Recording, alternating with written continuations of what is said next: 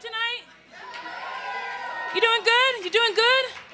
All right, on the count of 3, I just need you to act like something incredible just happened, because it did. But I want you to, in case there's anyone in the vicinity, 4-block radius, they know that this is the place to be. So on the count of 3, just raise the roof that next level.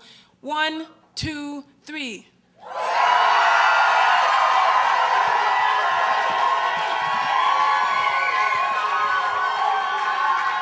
Thank you.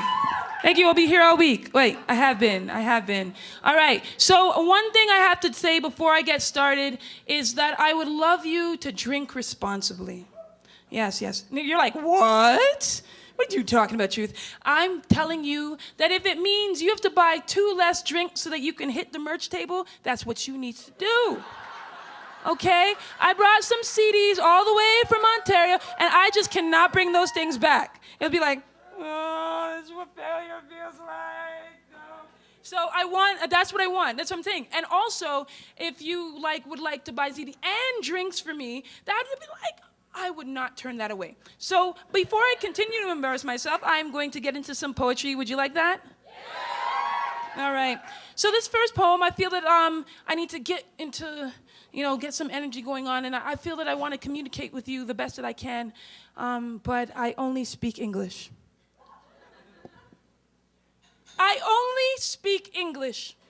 And this is a satchel of citrus that sits at the pit of my stomach like regret, rivaling with my natural acids. There's been a war rumbling.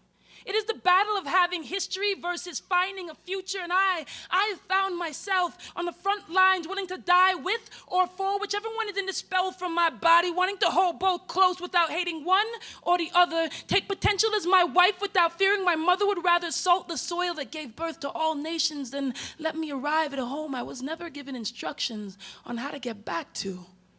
I've never even set foot on her soil. So how do I tell her I still want her to know who I've become when we no longer even speak the same tongue, lost in transition between thought, heart, and lung, the savannah regions, Atlantis, and the transatlantic? There has never been anything romantic about lost or stolen languages, so I remember trying to forget that I only speak English. Because it is a trade for opportunity that is anything but fair. And if I spoke my mother's tongue, I'd have to leave my accent over there. I wish it could have been shared with me. So I can share it with you in another way other than this bastardized colonial soup. But I never got that chance to stay and learn the recipe. Would I've learned a language to tie me back instead of up? Would I've learned a language of love? And this is when curiosity tastes like the lemons life loves to give. Leaving the taste of sour on the cusp of my lips as if preparing me to drink nothing but lemonade for the rest of my existence, knowing it would never be sweet enough, that it'd always be more zing than necessary, carrying the tang of past demons in its pulp. I still hope my past catches up with me, because I know history is the only present I can offer the future. I want to learn the tongues were cut out for, and the reason feet learn to dance to heartbeats, so I can tickle eardrums with the whispered words of inspiration, apparently more foreign to me than my language of love, but I only speak English. And when spoken ideally at best, it defines me as less than black, less than everything I already am. And I see this world as a circus in which I'm on the same tightrope that used to hang soldiers who had their uniforms forcefully swapped with that of a clown before they kicked the boxes from beneath their feet. They will tell you much likely, because the same history teaches you even when you get in doesn't mean you fit in, so you can see where my conflict begins. Thank you.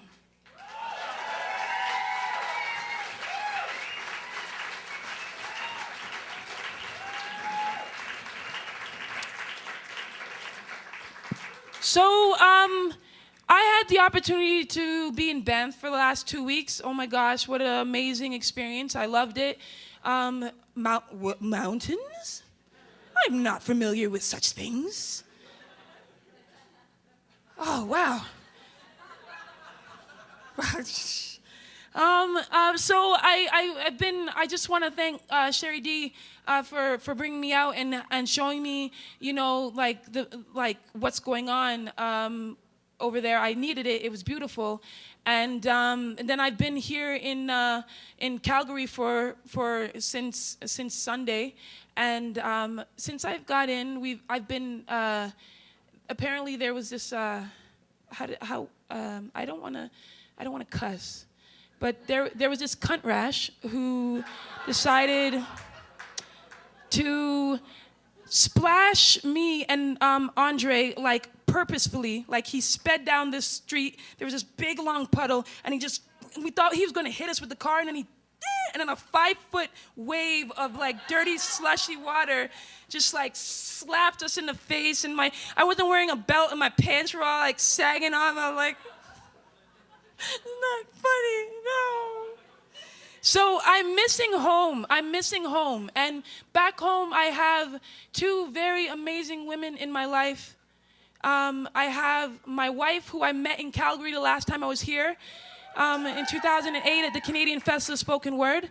And I have my grandmother. So these 2 poems here are dedicated to those beautiful women. Obviously very beautiful for very different reasons.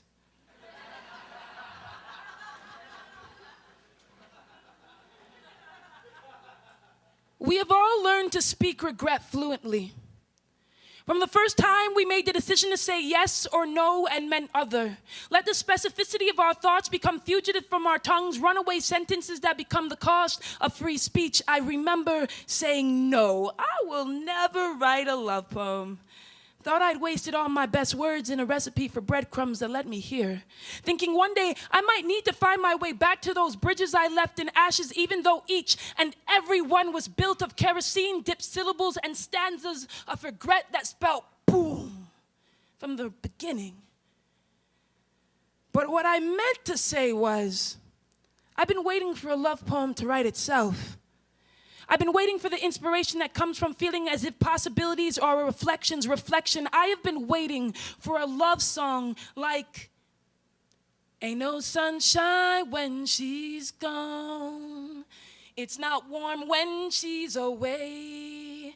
Ain't no sunshine when she's gone, and she's always gone too long. Anytime she goes away. To stop making sense. I've been waiting for the strength to move the rubble that stood on the back of my emotion. I am strong enough to now move mountains. I have been waiting for you. But I remember saying no, like I'm remembering saying yes, I will marry you new. I was never more sure of anything. Hesitation flushed from my bloodstream, a smile placed on the marquee between my cheeks, crediting you as my main attraction. And I did not have to tell you I felt the same way. Our scripts were already on the same page, but what I meant to say was, I am broken and missing pieces. I am bottoms up. I am toes touching earth, head firmly planted in the clouds. You do not want me. I am stretched thin. I am deaf and stubborn. But I'm remembering saying yes. And I have often regretted my speech, said things that were not meant for ears at the time. Words escaped my lips, but I'm glad I can never take those words back. I want them to be known as my honest effort, a story, its very own love song of how the sun exists solely to stretch across the day and reach the moon only to say goodnight and kiss the lips of dusk until dawn. It is in the refrain, sung in the tongue of the heart in tune with its beats. The universal Morse code to say, I love you, as an extension of myself, then follow through with action.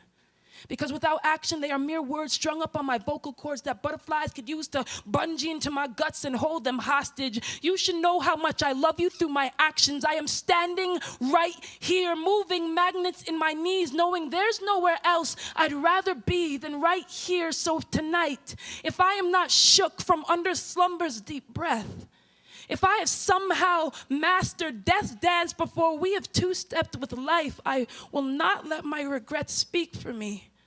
Because it is not a matter of yes, I will marry you, or no, I will not ever write a love poem. It is a matter of what true love can do for a person unable to move from those scorched monuments of their own making. I'll remember saying I do, but what I meant to say was, no. I am not larger than life, I just feel that way. And yes, it's entirely your fault.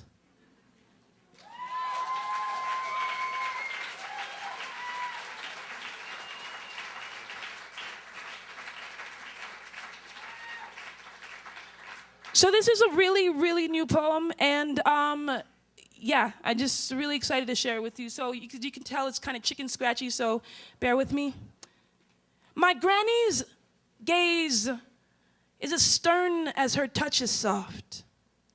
But neither her hands or her eyes no longer work. They've retired with calluses and cataracts. Those are no gold watches, but she has accepted it as part of her life's retirement package. So on her cloudiest days, my voice reads like the braille that allows me to be greeted at her front door with familiarity. She lives what seems so far away. So our visits stand as a reminder that the universe could collapse in on itself and collect its IOU at any time, so we should act accordingly. And most days, it's kind of like blind leading blind. But I do what I can to help. Dishes, dust, sweep, run the vacuum over the carpets just because I can. And she never wants much more than this. Maybe an occasional call during the week to let her know that I'm alive and vice versa. Then from the blue, on my last visit, she asked me to discard all the books on her shelf that weren't religious, as if between the hardcover of her 1995 Star Wars, the Korean trilogy, and the 20-year-old Metro Housing Guide for Tenants, she expected to find her God. I swear, she has like 8 of the same Bibles. And I wondered but couldn't ask if she expected a savior to sit and read them to her now that she could only see the light. Then she tells me to inherit the rest as if she plans to die soon. And this moment is so awkward, we break. And when we sit on those couches ready for nothing more than campfire flames, all kindling and lint, she tells me not to work too hard. So that's probably what broke her. An intense diet of industrial strength cleansing fumes and bad tips, always being made to make the beds for others to lay in. My granny, she took pride in every responsibility, knew their dirty laundry, but never, ever hung towels in the open. Jobs, they say, are born of necessity.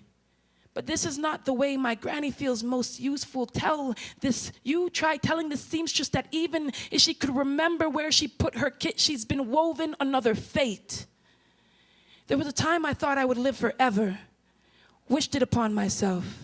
Not knowing what that even meant, immortality, to exist as long as existence existed, and I thought this was interesting. Life and death in its instances, time and space in its continuum. Living forever has its price, and apparently getting old is that tariff. I am going deaf as my granny is blind. My inner ears are balding at a faster rate than her vision grows clouds. And now I am just waiting for the same cataracts to blanket my retinas like it did my brother before I am half her age. It's getting late, and my Greyhound bus that will take me to what seems so far away will not wait. It will leave me with time to dwell on what my granny has taught me, how our bodies are so fragile, but more importantly, that we can find strength in their resilience. So I will let it go if she will let me sit and read to her tonight. Thank you.